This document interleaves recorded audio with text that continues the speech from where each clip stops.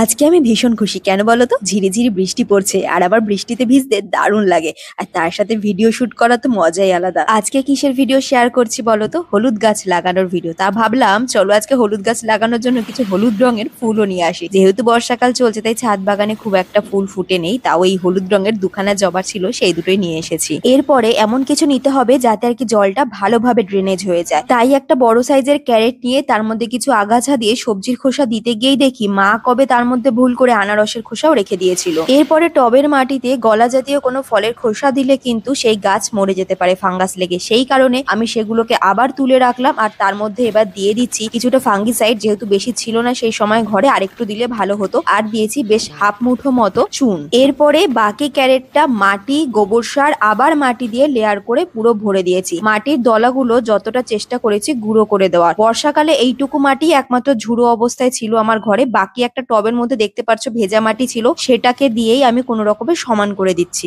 আসলে কি বলতো, শখের ছাদ বাগানীদের কাছে টব, মাটি, সময়, টাকা পয়সা এগুলোর অভাব থাকবেই। তাই তোমাকে এদিক ওদিক থেকে কোনো রকম ভাবে ম্যানেজ করতেই হবে। আর ওইদিকে ওই ভেজা মাটির মধ্যে আমি হলুদ গাছগুলোকে আস্তে আস্তে লাগিয়ে দিলাম যাতে গাছের মাথাটা একটু মাটির উপরে থাকে। এবারে তোমরা আমাকে অনেকেই বলবে দিদি তোমার জবা গাছগুলো একদম আনহেলদি। কি করব বলো, একটানা 1 মাস ধরে বৃষ্টি হচ্ছে, ওদিকে বৃষ্টি আসবে বলে গাছগুলোতে আর জল দিলাম না। তো চলো আজকে জন্য টাটা।